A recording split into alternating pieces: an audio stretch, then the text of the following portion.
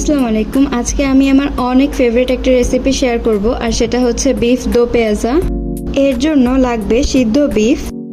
প্রথমেই কিছু তেলে 5টা কুচি করে নেওয়া পেঁয়াজ আর 4টা কাঁচা মরিচ, কিছু লবণ আর হলুদ দিয়ে ভেজে উঠিয়ে রাখতে হবে।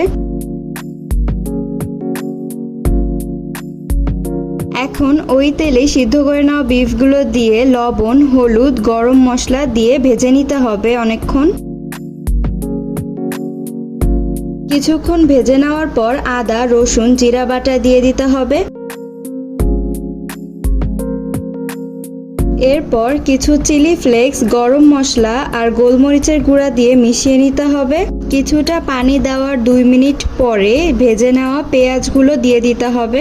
এই রেসিপিটা বানাতে যত না বেশি ইজি, খেতে এর থেকে অনেক অনেক অনেক বেশি টেস্টি। আপনারা অবশ্যই বানাবেন এবং আমাকে জানাবেন আপনাদের কাছে কেমন লাগলো।